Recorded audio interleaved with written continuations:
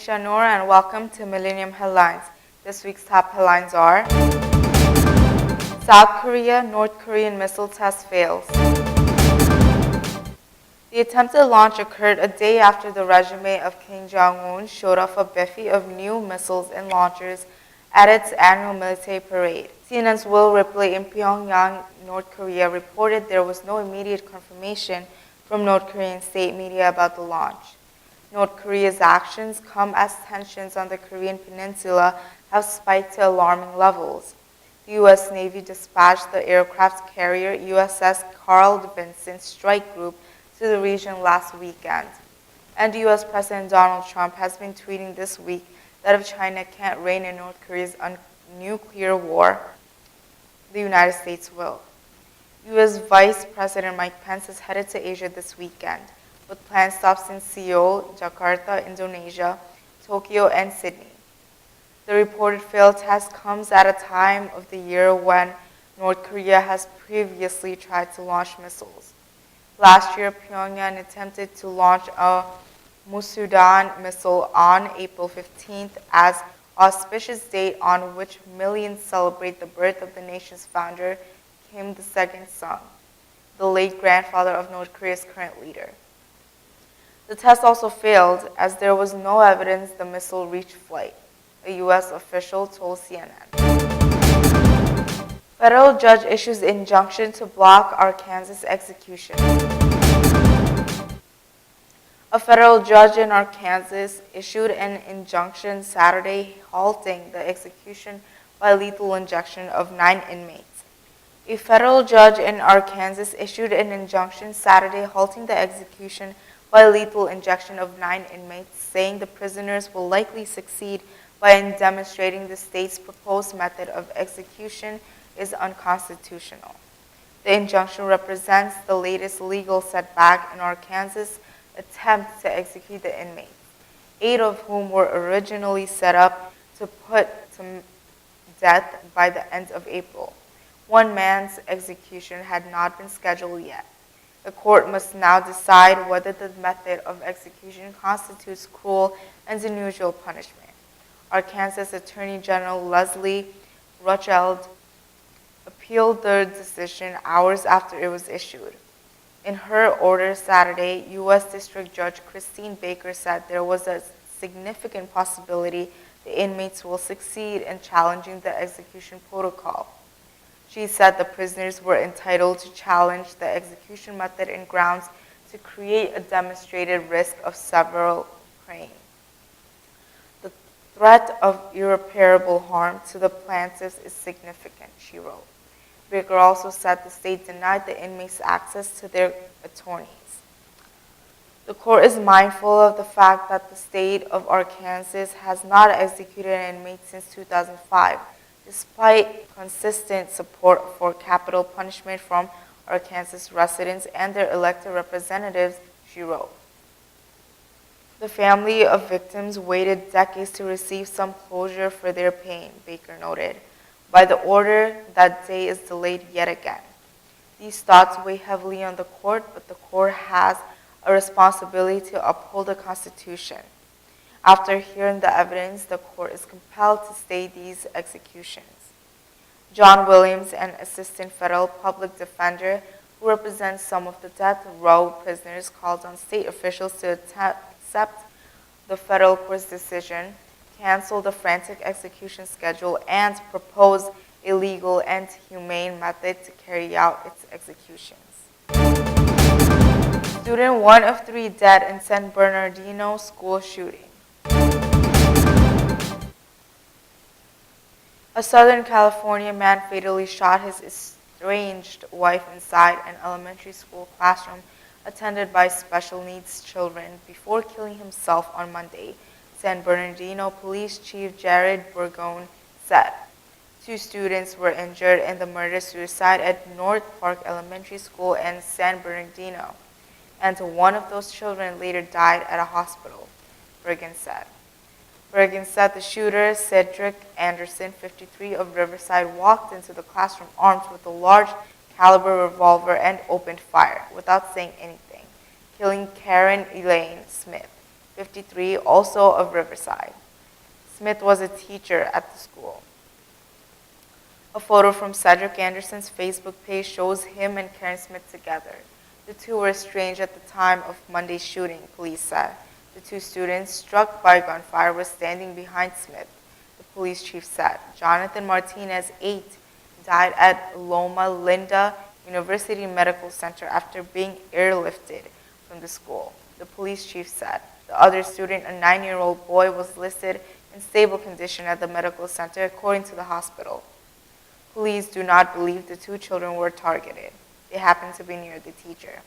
Bergen said that at the time of the shooting, there were 15 students from grades 1 through 4 in special needs classroom, along the two adult aides.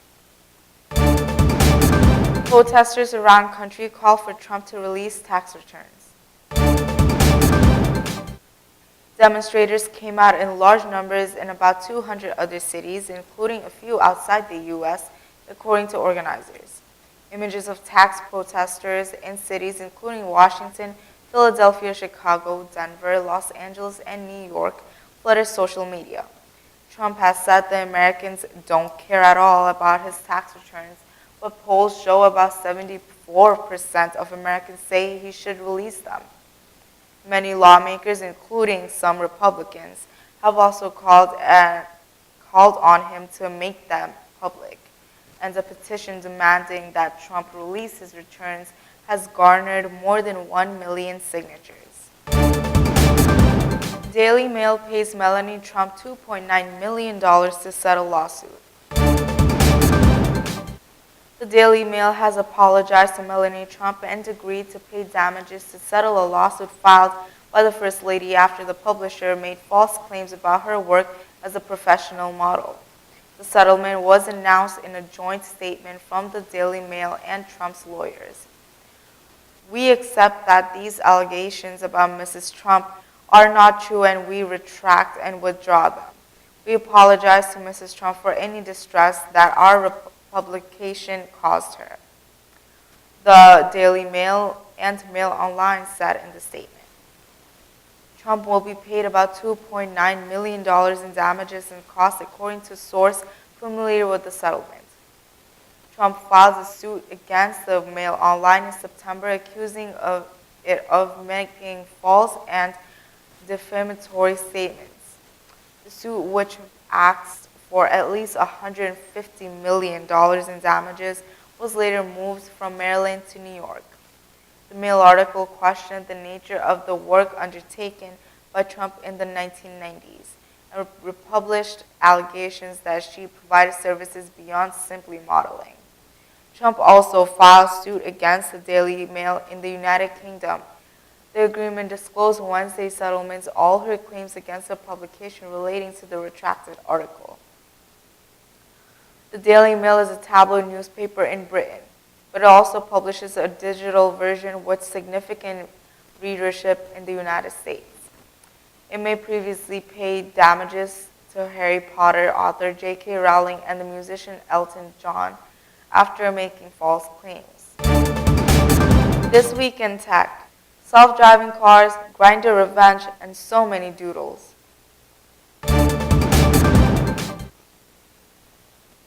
It's been another long week that felt like 20 regular news cycles crammed into 5 days. Unwind with some of the tech news you may have missed this week. Google is pretty good at drawing. Before diving into serious matters, get creative with Google's Google Tech 30, silly new tool. The company created Outdraw.com, a site that analyzes your doodles and uses OWL technology to guess what you are drawing. Is it a sunset, a lobster, a toenail? Perhaps Google is hoping to draw attention away from its ongoing discrimination suit with the Department of Labor. Online dating gets terrifying in the latest harrowing tale of a breakup gone sour. Matthew Herrick says that his ex-boyfriend set up fake Grindr profiles and sent 1,100 men to his home and workplace expecting to have sex. Herrick is suing the dating app. Everyone wants a piece of self-driving cars. Apple received a permit to begin testing autonomous vehicles in California. And General Motors said it will add 1,100 jobs over the next 5 years at its San Francisco self-driving unit, Cruise Automation. Waymo and Uber continue to battle in court over self-driving technology. A May 3rd hearing could lead to Uber's self-driving program being suspended. Uber's problems continue. Still stuck with old-fashioned human drivers for now, Uber had another rough week. Its head of communications quit. It announced it's lost $2.8 billion last year. Details of its help program for tracking Lyft drivers were leaked, and its main competitor, Lyft, raised $600 million in funding. Meanwhile, this 80-year-old boy taught himself to drive using YouTube videos and then headed to McDonald's with his 4-year-old sister. And some news for pedestrians. People can't stop getting hit by cars in Florida and Delaware. Spoiler, it's the road's fault. And these delivery robots might soon be hogging a sidewalk near you. Hackers, school smart prisoners, shadow brokers, and anonymous hacking group critical of the Trump administration released another batch of NSA exploits, this time targeting Windows operating systems. Meanwhile, the Pentagon and the Department of Defense are using white hat hackers to look for vulnerabilities in their systems. A report from the EFF found parents and students are concerned tech school tools used in classrooms and don't want tech firms spying on their kids' information. Also, some prisoners built a secret computer in the ceiling. Becoming a successful media company is hard. GoPro's latest attempt to expand beyond wearable cameras for adrenaline junkies and seagulls failed. The company's media channel was undermined by costly productions with unclear returns, according to former employees. Samsung is caught up in an unfortunately timed scandal right as it tries to recover from the Note 7 disaster. A Samsung here has been accused of horse laundering on an ongoing trial in Seoul. Snapchat has a Facebook problem. Facebook took a break from shamelessly copying Snapchat features for some light bragging. Instagram Stories, a clone of Snapchat Stories, now has more users every day than all of Snap. And at least people can use Snapchat to apply for a job at McDonald's now. 2017 NFL free agents. Which available players can still be key contributors?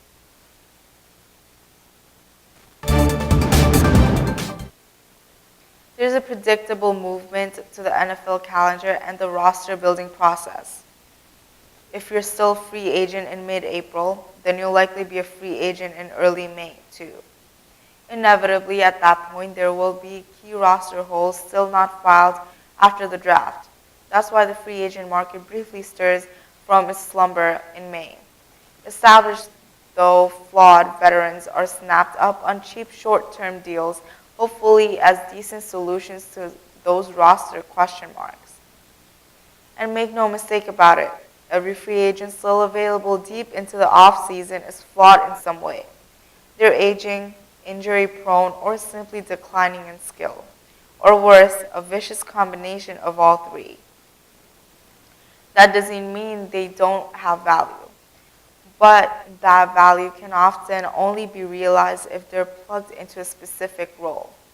Often a free agent who was an afterthought signing in April or May rises to make a key contribution. For example, wide receiver Anquan Boldin went even deeper into the calendar before signing with the Detroit Lions in 2016. He inked his one-year deal on July 28, just before training camp. Then he went out and asserted himself as a trusted possession receiver and large body presence, which are the qualities that should eventually get him into the Hall of Fame. Boldin caught 8 touchdown passes, his best single season total since way back in 2008. Boldin will turn 37 during the 2017 season and has said he wants to return for another year. Let's take a closer look at him and the other top remaining free agents who could make a valuable contribution. Call for coordination, Sheikh Hasina. Prime Minister Sheikh Hasina has stressed the need for coordination among the state's three organs: executive, legislature, and judiciary.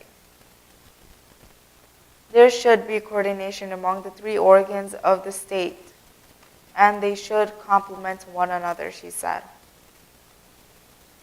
The three branches would not interfere with each other's jurisdiction or show off power, as none of them has less power, Hasina added.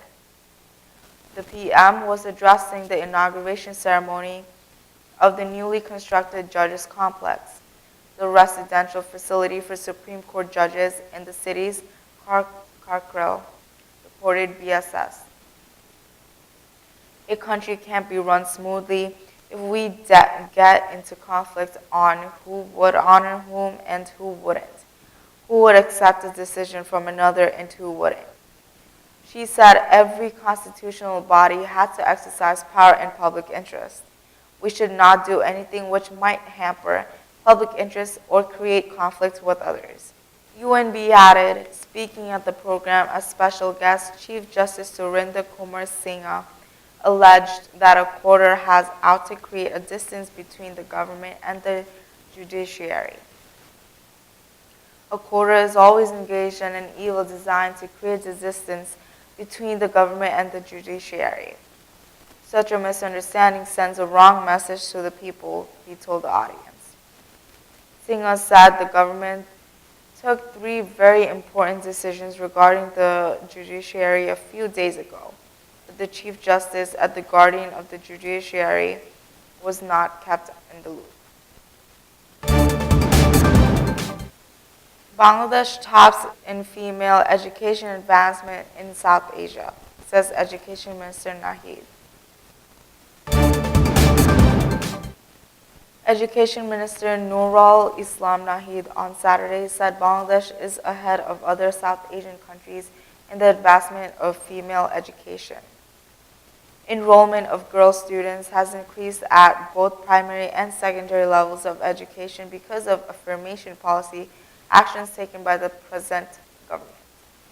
He told the fourth convocation of United International University at Satarkul in the capital, reports BSS. Chairman of University Grants Commission of Bangladesh, Professor Abdul Manan, among others, addressed the convocation with Vice Chancellor of the University, Professor Dr. M. Razwan Khan, in the chair, and official release said.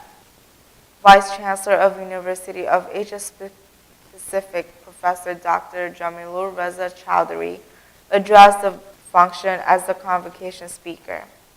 Nahid said girl student enrollment at primary level is 51%, while boy student enrollment is 49%. Female student enrollment has outnumbered with 53% compared to their male counterparts. We will achieve gender parity at a higher secondary level within the next 3 years and at higher education within the next 6 years, he added. Chayanath marks Golden Jubilee celebrations of Poila Boishakh. Chayanath, the leading cultural organization of the country, has celebrated Poila Boishakh, the first day of Bangla New Year, for 50th time this year. It welcomed the new Bangla year 1424 amid great enthusiasm and festivity on Friday. The event took place under the banyan tree in Ramna Park, in the capital. The program began with the tune of the sarod, a musical instrument by guest Rajrupa Chowdhury. The singers from the institution sang the song Alokir E Jhorna Darai Due Dao, written by Rabindranath Tagore, at the beginning of the event. The song, which was sung 50 years ago, is now an integral part of the Poila Boishakh celebrations. People from all walks of life joined the program from the dawn, while men wearing Punjabi pajama, women attired in the saris and red borders, and children in colorful dresses all thronged traditional culture function. A total of 160 artists participated in the program, while singers, teachers, and students of the organization presented 10 chorus songs and 14 solo songs. Bangla New Year 1424 celebration in America. Bangla New Year 1424 celebrated by Bengali communities throughout New York City.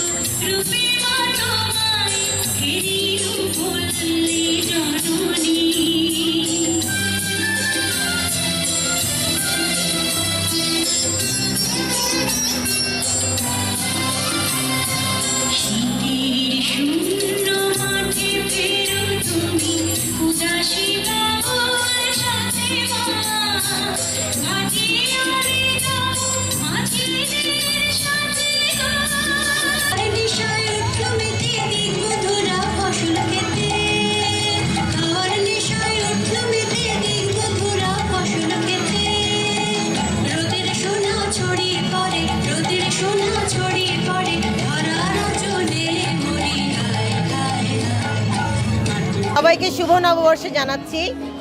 বৈশাখী মেলা আমাদের প্রাণের মেলা। বৈশাখী মেলা আমাদের বাঙালিদের জন্য প্রাণের উৎসব।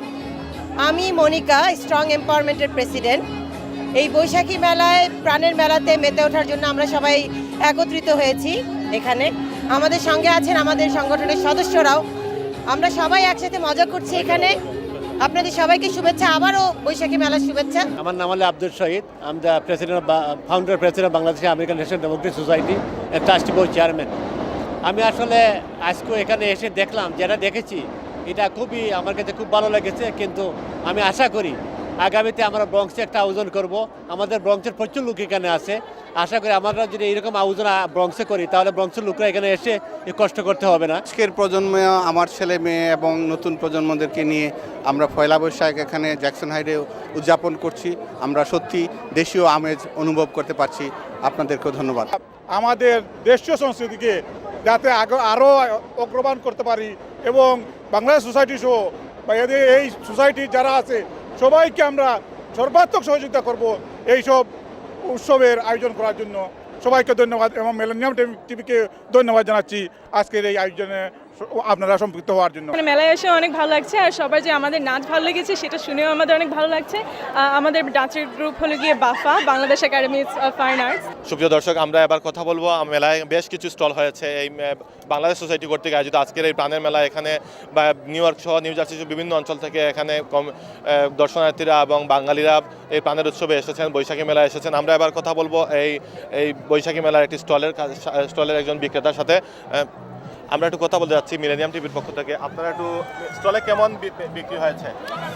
বাংলাদেশ সোসাইটির প্রথম মেলা হিসেবে প্রচুর জনগণের সাড়া হয়েছে। বেচা আশানুরূপ হয়নি, কিন্তু আমি খুশি যে প্রচুর বাঙালির সমাগম। আসসালামু আলাইকুম, শুভ নববর্ষ। আসলে মেলা তো মানুষজন খুব ভালোই হয়েছে আলহামদুলিল্লাহ, কিন্তু বিক্রি মোটামুটি। মানুষজন দেখতেছে, ঘুরতেছে, বাট নিতেছে কম। প্রিয় দর্শক, আমরা দেখতে পাচ্ছি আমাদের আজকের এই বাংলাদেশ সোসাইটির এই বিশাল এই মেলার বিশাল বৈশাখী মেলার বাংলা নববর্ষ উৎসবের অনুষ্ঠানে আমাদের মাঝে এখানে উপস্থিত আছেন মিলেনিয়াম টিভির কর্ণধার নূর মোহাম্মদ ভাই। আমরা ওনার কাছ থেকে ওনার অনুভূতিটা নিব। সারা বিশ্বের সকল বাংলা ভাষাভাষী সকল বাঙালিকে বৈশাখী শুভেচ্ছা এবং আজকের এই বৈশাখী আয়োজনে বাংলাদেশ সোসাইটির সবাইকে শুভেচ্ছা মিলেনিয়াম টিভির পক্ষ থেকে এবং আমার পক্ষ থেকে। আপনারা মিলেনিয়াম টিভি দেখবেন। দর্শক, আমরা এবার এসেছি পয়লা বৈশাখের বর্ষবরণ অনুষ্ঠান ড্রামা সার্কেল কর্তৃক আয়োজিত কুইন্স প্যালেস। অনেকদিন পরে বাঙালি কালচারে আসছি, ভালো লাগলো। শুভ নববর্ষ বলে ফেলেন। অনেক অনেক আমি আশ্চর্য হয়ে গেলাম, এত সুন্দর অনুষ্ঠান দেখার মতো। আমাদের অনুভূতিগুলি আপনারা দেখে বুঝতে পারছেন, আমাদের যেভাবে ড্রেস আপ দেখে বুঝতে পারছেন, দেশের সংস্কৃতি, দেশের ভাষা, আমরা আমাদের বিদেশে আসা সত্ত্বেও যে আমাদের ধরে রাখার যে অনুভূতি, ধরে রাখার যে একটা চেষ্টা, এই জন্য এই ধরনের অনুষ্ঠানে আসা, গান বাজনা কবিতা আবৃত্তি থেকে শুরু করে আমাদের যে সংস্কৃতি যেটা আছে, আমরা যখন এর মাঝখানে আছি আমাদের নিজেদেরকে খুঁজে পাই। এটা হচ্ছে আমাদের মানে আমাদের যে মৌলিক যে একটা ইয়ে আছে সেটা আমাদের নিজেকে খুঁজে পাই। এখানে আসতে পেরে নিজেকে খুবই ধন্য মনে করছি। আমি কিছুক্ষণ আগে জ্যাকসনের থেকে আসছি, শত শত লোক। I am really excited.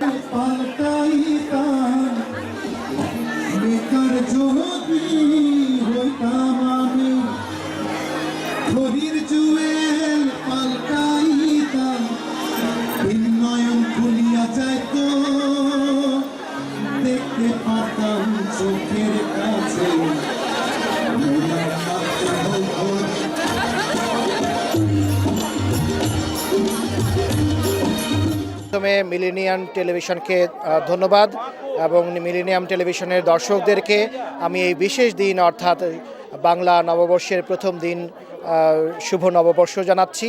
আপনাদের নতুন বছর সুন্দর কাটুক। এখন আমরা নিউ ইয়র্ক শহরে কিন্তু প্রচুর বাংলাদেশি বসবাস করেন। তার প্রকৃত সংখ্যাটা আমরা জানি না, কিন্তু এই সংখ্যা যে লাখ লাখ এতে কোনো সন্দেহ নেই। নিউ ইয়র্ক শহরের অন্ততপক্ষে দুটি এলাকা আছে, যে দুটি এলাকায় যেখানে চোখ যাবে সেখানে আপনি বাংলাদেশিদেরকে দেখতে পারবেন। গ্রোসারি শপ, ব্যবসা প্রতিষ্ঠান, ফুটপাতের আড্ডা, রেস্টুরেন্ট, সব জায়গায় বাংলাদেশি। আজকে যে অনুষ্ঠান আমরা দেখতে পাচ্ছি সেটিই কিন্তু তারই বহিঃপ্রকাশ। বাঙালির ঐতিহ্য আমরা সবসময় মিস করি, সেই বটমূলকে। সো আজকেও খুব মিস করছিলাম, যার কারণে এখানে আসা এবং দেখা। তবে আমার খুব ভালো, আমার বিয়ের আগে থেকে আমরা এই যে পয়লা বৈশাখের অনুষ্ঠানগুলো এনজয় করতাম। বিয়ে হয়ে গেছে, সংসার হয়েছে, ছেলে মেয়ে হয়ে গেছে। আজকে মেয়েকে নিয়ে আসছি, মেয়ের বয়স 14 বছর। সো আমরা এই যে ধারাবাহিকতা, আমরা রক্ষা করছি। এখন আমাদের সন্তানরাই ধারাবাহিকতা রক্ষা করছে। খুব ভালো লাগছে যে নিউ ইয়র্কে এত বিপুল সংখ্যক, বিপুল পরিমাণ লোক এখানে আসছে যে এটা ভাষায় প্রকাশ করা যায় না, যে হাজার হাজার মানুষ বলা যায়। এতগুলো অনুষ্ঠান হচ্ছে, প্রত্যেকটা অনুষ্ঠানে না যেতে পারলেও আমি দু একটা অনুষ্ঠানে গিয়েছি, বিপুল সংখ্যক দর্শক।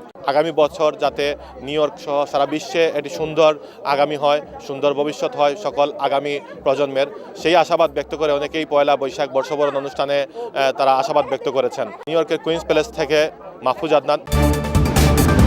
This is Venetia Noor. Thank you for watching Millennium Headlines. See you next week.